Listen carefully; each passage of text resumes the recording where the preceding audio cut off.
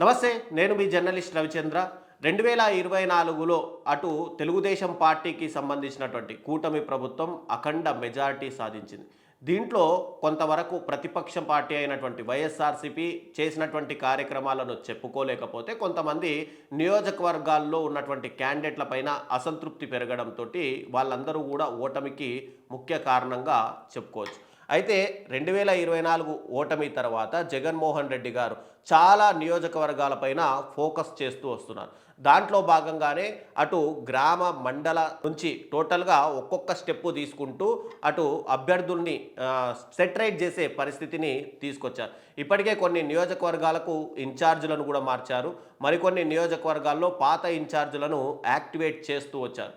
అయితే ఇప్పటికే ఇంకా 3.5 సంవత్సరాల అధికారం తెలుగుదేశం పార్టీకి, ఆ కూటమి ప్రభుత్వానికి ఉన్నప్పటికీ కూడా జగన్మోహన్ రెడ్డి గారు మాత్రం కొన్ని నియోజకవర్గాలపైన ప్రత్యేక ఫోకస్ చేసినట్టు తెలుస్తుంది. దాంట్లో ముఖ్యంగా మనం మాట్లాడుకుంటే నెల్లూరు నియోజకవర్గమైనట్టు, అంటే నెల్లూరు పార్లమెంటు నియోజకవర్గం పైన జగన్మోహన్ రెడ్డి గారు ఇక్కడ ప్రత్యేకమైనటువంటి ఫోకస్ చేశారు. ఇక్కడ ప్రస్తుతం ఎంపీగా వేమిరెడ్డి ప్రభాకర్ రెడ్డి ఉన్నాడు. అయితే ఆయనను ధీటుగా ఎన్నుకునే అభ్యర్థి ఎవరా అని చెప్పి గ్రౌండ్ లెవెల్లో ఇప్పటికే సమాచారం సేకరించినటువంటి వైఎస్ఆర్‌సీపీ అధినేత వేమిరెడ్డి ప్రభాకర్ రెడ్డిని గట్టిగా పోటీకి తట్టుకోవాలి అన్నా, ఆ కుటుంబాన్ని ఎదుర్కోవాలన్నా మాగుంట శ్రీనివాసులు రెడ్డి కరెక్ట్ క్యాండిడేట్ అని చెప్పి జగన్మోహన్ రెడ్డి గారు భావిస్తున్నారు.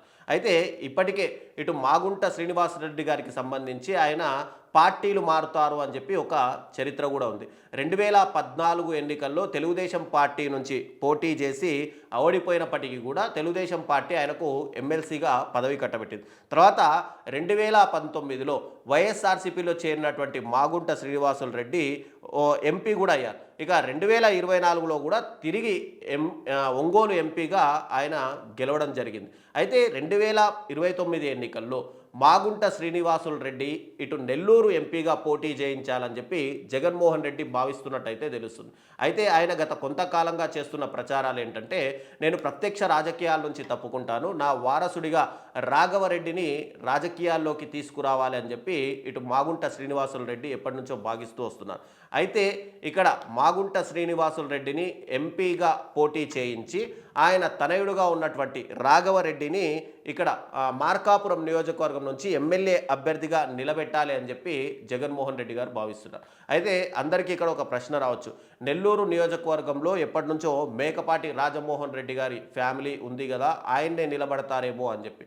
అయితే ఆయన వృద్ధాప్యంలోకి వెళ్ళడంతో ఇక్కడ వేమిరెడ్డి ప్రభాకర్ రెడ్డి గత కొంతకాలంగా నియోజకవర్గంలో విస్తృతంగా పర్యటనలు చేస్తూ ఆయన క్యాండిడేట్లని సెలెక్ట్ చేసుకుంటున్న పరిస్థితి కనిపిస్తుంది. సో మాగుంట శ్రీనివాసులు రెడ్డి కనుక నెల్లూరు ఎంపీ అభ్యర్థిగా నిలబెడితే నెల్లూరు పార్లమెంటు పరిధిలో ఉన్నటువంటి నియోజకవర్గాల్లో కూడా కొంతమంది ఎమ్మెల్యేలను గెలిపించుకునే సత్తా ఇటు మాగుంటకు ఫ్యామిలీకి, మాగుంటకు ఉంది అని చెప్పి జగన్మోహన్ రెడ్డి గారు భావిస్తున్నారు.